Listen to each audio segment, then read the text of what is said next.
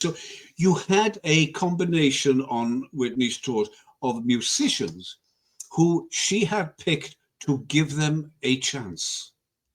And then came along, or their mentors were these expert musicians, Ricky Minor, Kirk Whalum.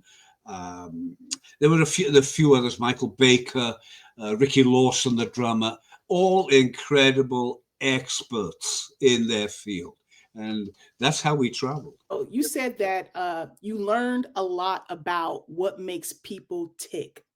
What did you learn about those ticks in the world that surrounded Whitney Houston? Like, what did you see? What did you take away?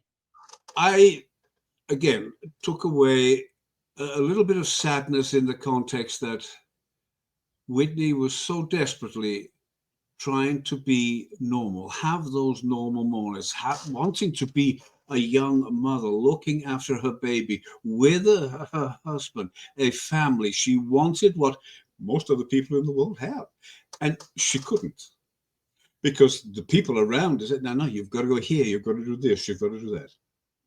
Mm-hmm. There is no alternative. You are obligated by contract to do this, to do that. We want 10 more albums. Boom. You've got to go and do it. And once that Bodyguard film and the theme hit the media, a few months before she was pregnant, I don't think she ever after that acquired a level of superstardom beyond the duration of the Bodyguard and the I Will Always Love You. Yeah. That was her peak. By the same token, that was her introduction to motherhood. Yeah. It was tough. It was tough. It really was. She handled it as best she could. Yes, she did.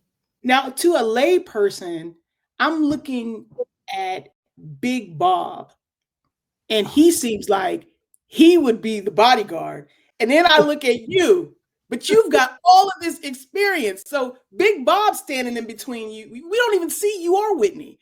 So can you tell us people who don't know about, like, what makes a good bodyguard in protecting somebody as high profile as Whitney Houston?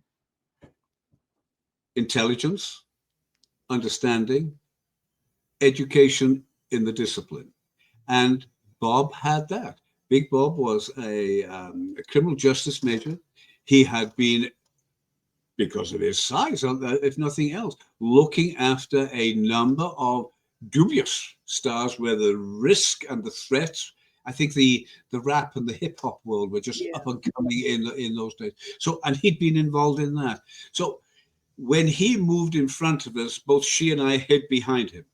And people arguably didn't even know we were coming. But with Bob, it's excuse me. And his arm was like my leg.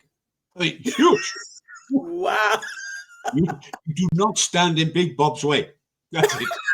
But you like Big Bob. You like Big Bob. What a gentleman he was. Actually, I was surprised that when I left, he was not given that role. Because he'd been with me for years. We'd done it all together. We'd seen it all together. To me, he was a natural.